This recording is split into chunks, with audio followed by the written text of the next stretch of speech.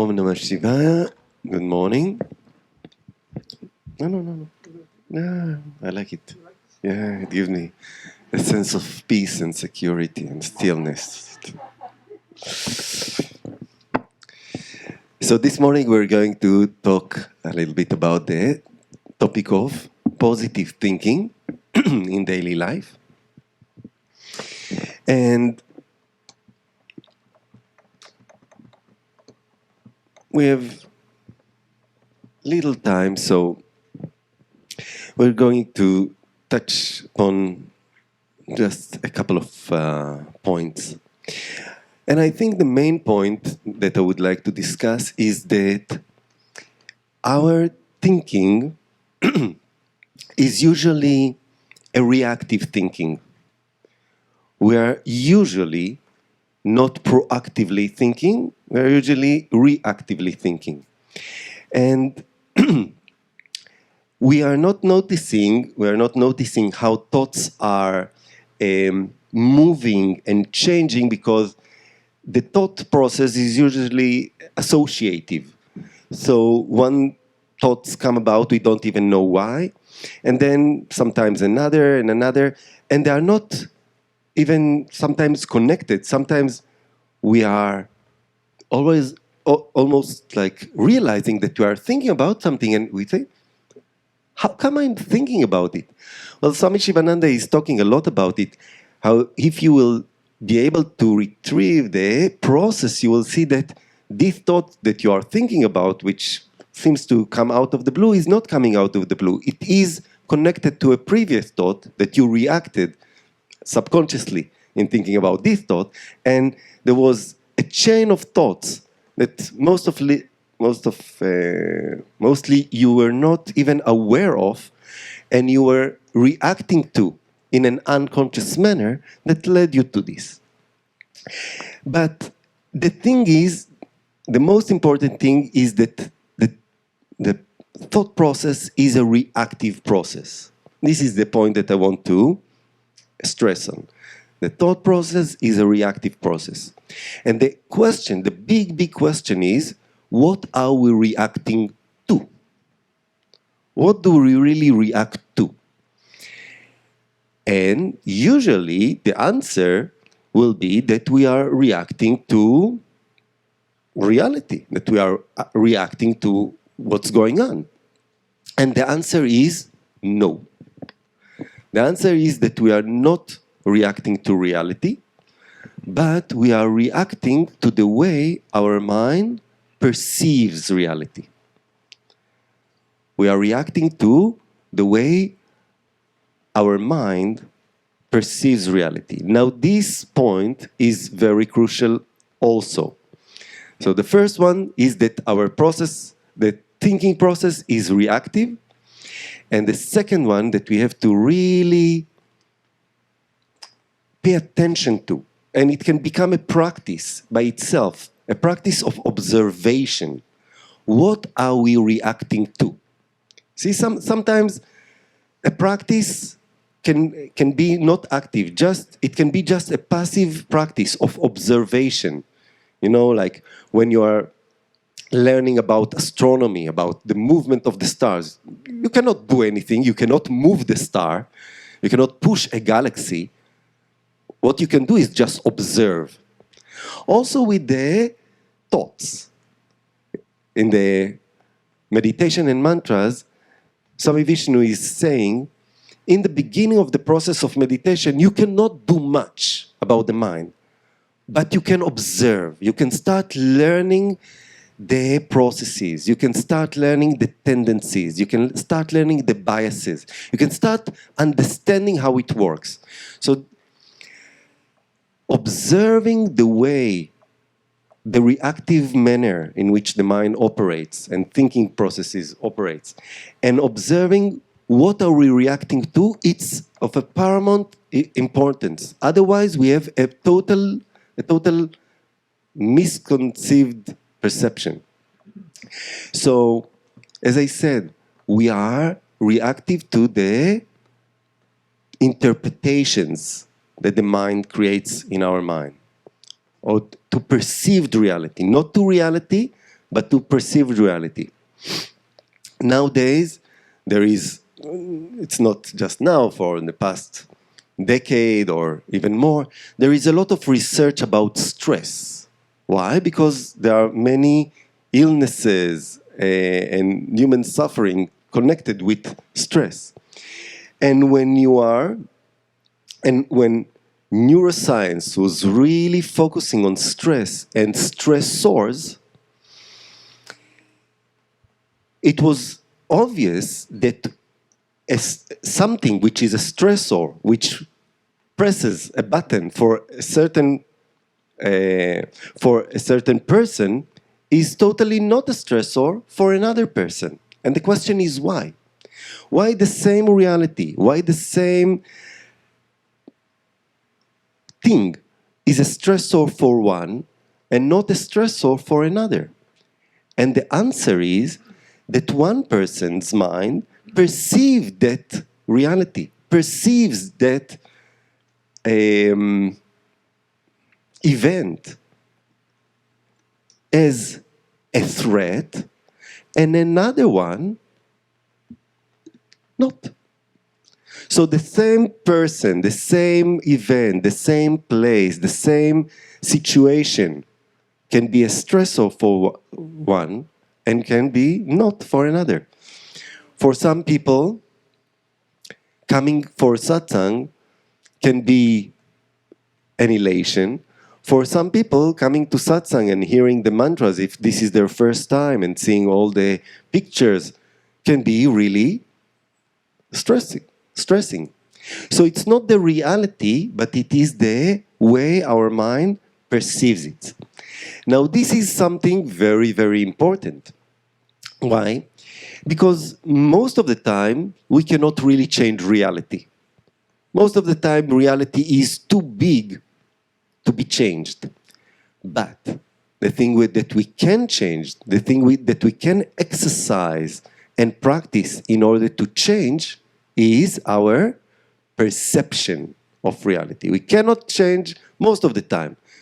You know, you can change some things within reality if you're really persistent and exerting. But most of the time, you cannot really change reality. It's too big. But you can change the way you perceive it. And the way you perceive it changes everything, because you are reactive, your thought process is reactive to the perception of reality and not to reality itself. And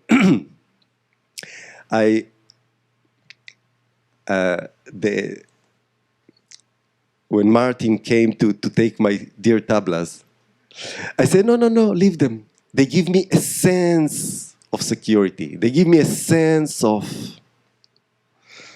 stability. Well, the thing is, we are mostly reactive to not even the way our mind perceives reality, but to the way we sense this perception. You see? I'll give you an example.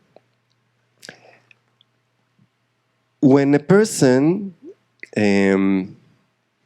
about a sense of security, sometimes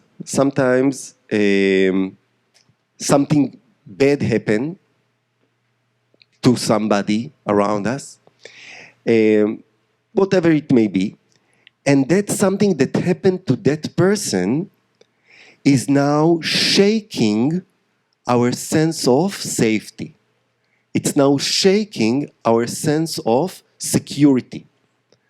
Now, what really happened? Nothing happened to us. And the reality around us didn't really change. Like, you know, it was the same, like a moment ago, the same place, the same house, the same alarms, everything was there. And in that setting, we felt very safe. We felt very secured. But something happens to somebody else. Or even we are reading something in the newspaper that happened to somebody else, somewhere else. And all of a sudden, my sense of security in that setting is totally shaken. I feel that, oh my God, I have to put like surveillance cameras. I have to put more alarms. I have to erect like a defense wall, whatever. I have to erect a wall around. Why? Because all of a sudden that setting that a moment ago was perceived as secure and safe feels now really unsafe. I feel it. I feel unsafe here. Why? Because the mind perceived this setting now as totally exposed, as totally vulnerable. You see? So the same thing which a moment ago was like this, now it is something else. And it is always in relation to other things. There was an Israeli professor to psychology. He got a Nobel Prize for economics because he started to notice this pattern of human psychology and how it affects global economic markets. And he writes a book about it. And in this book, he explains how he notices how he noticed the pattern and how he started to imply it. So he starts with two examples. One of the noticing and the other of the application, and then from there he took it like globally.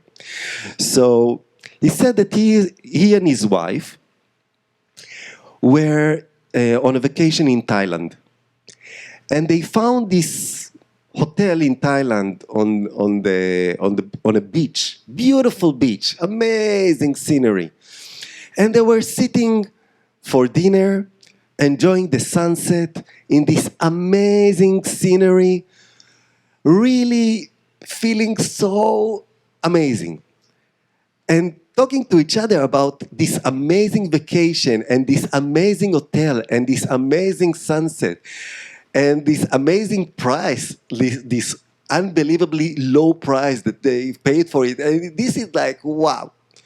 Anyway, as they were talking, another Israeli couple notices that they were talking Hebrew, so they came and said, "Hi, how are you?" And they said, "Ah, you're from Israel. Yeah, come and join us for dinner." So they were sitting on the same table. There was no corona back then, no social distancing, so they were talking, no masks. So now you just take a mask and you feel liberated. So it's all relative. Anyway, so they were talking to this couple, and they were discussing how amazing Thailand is and how amazing the low costs are and everything. And this couple are telling them, yes, and we got this deal on top of the low cost, and we paid so little. And when they mentioned how much they paid, all of a sudden this professor and his wife became really stern, because they realized that they paid twice. Now, the cost that they paid was really low, and they were so happy about it, because relatively, it was very low to what it will cost them anywhere else. But relatively to what the other couple was paying, they paid double. And they're like, and he said, he realized how, in a twinkle of an eye, nothing really happened. You know, the sunset was amazing. The cocktail was amazing. The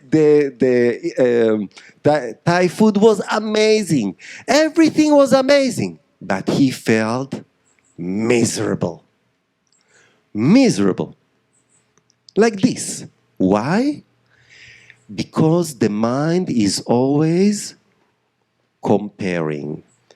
And the mind perceives reality in contrast and in relationship. Also, it's everything. It's your ability to hear sounds, your ability to differentiate colors. It's all about relativity. We are in a relative realm. Every perception is relative. So he notices it, and he's a professor to psychology. So he started to really observe this point. How come he was miserable in such a short time? By this contrast, by this relative. So anyway, he said that next time he was on a vacation, this time it was in Poland.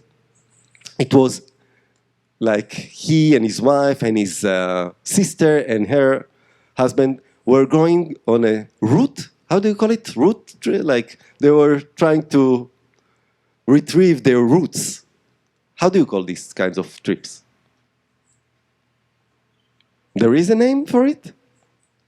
Anyway, you understand what I'm talking about. Okay. So they were there, and he says that they got to an hotel, they booked it online, and they got to this hotel, and this hotel was so bad. Everything was bad. Everything. Now he knew that when he will wake up in the morning, and if his sister got the same kind of room that he got, and she will get like, he knew that the day will be like a disaster. So when he came out of the room and he saw his sister and he saw the expression on his sister's face, he knew that the day is going to be a calamity. So he said something really profound. He said, "Oh my God, you also didn't have any hot water?" This is what he said. And immediately, the expression on the face of his sister changed from to an expression of compassion. And she said, "Oh my God, you didn't have hot water? At least we had hot water." So you see, the sister was in a grumpy mood, but in comparison, at least she had hot water. And when she realized that her poor brother didn't have even, although he had, he just, he told a white lie. He had hot water, but he knew how he can extract an emotional reaction from her. So he put himself on a lower plane, both of them had a miserable experience, but in comparison, his experience was most miserable because he didn't have hot water. He didn't say, "I didn't have hot water." He just asked her, "You didn't have hot water as well?" And she said, "Oh my God, at least we had hot water." And in a moment, her experience was so much better because at least she had hot water. She could shower decently. So, the thing is, our experience and our reaction, emotional reaction, is always to perceived reality, and perceived reality is always in comparison to others. So, what can we learn from this professor? How can we be wise? Why are we miserable? How come in the Western society so many people are depressed? How come? We have so much. We are in so much abundance. You have so many opportunities to gain knowledge, to buy whatever you want, to just order it online and get it the next day. How come we are miserable as society? The reason is that in comparison, everybody can do it. So if everybody can do it, what is its worth? Nothing, because everybody can do it. So it doesn't really worth much. So this is why we're not taking it. We're taking it for granted. It's not a big deal. Although it is a big deal, it is not perceived as a big deal. Why? Because in comparison, everybody has it, so it's a baseline. It's a zero. It doesn't mean anything. So, if we want to feel good, if we want our mind to react in a positive, elated manner, we have to proactively practice gratitude. Proactively notices that those things are not obvious, that those things are not for granted, that in order for those things to happen, there is so much effort, there is so much being done in order for us. There are so many people who work and labor so much in those big factories or big hungers to get our deliveries. So there is so much happening for us to get the thing the next day and even be a little grumpy because we got it an hour later, 15 minutes later, or whatever. You see? If you take the time to really recognize and realize how much effort, how much is being done, and to give thanks and to be grateful, if you are proactively doing it, you'll see how your mind is getting more and more and more ecstatic. As you are practicing more and more gratitude,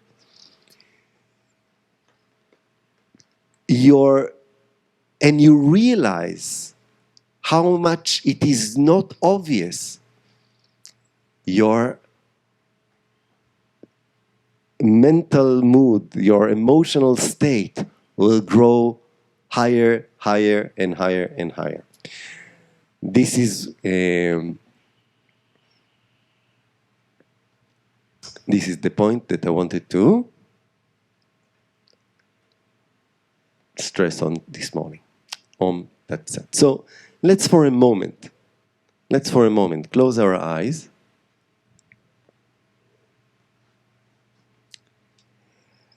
And for a moment, I want you to observe your ability to be grateful. First of all, notice if is in your mind any natural, spontaneous sense of gratitude. Are you spontaneously? Are you in a natural state of gratitude? I can guarantee that at least 99.999 of the people are not. If there is a person who is in a natural spontaneous, it means that he is proactively practicing it. And even if you know that gratitude should be there, try to induce it, try to propel it, try to produce it. You will see that it's not coming naturally. Even if you think about something that you should be grateful for, the mind doesn't create the sense of gratitude. It's a thought, yeah, I should be grateful. But the sense of gratitude is not easily brought about. And even if it's there, you can strengthen it and make it more and more powerful. So this is a practice, something that we can practice, and it is the best antidepressant on one hand, and the best doorway to real emotional exalted state. Om Tat Sat.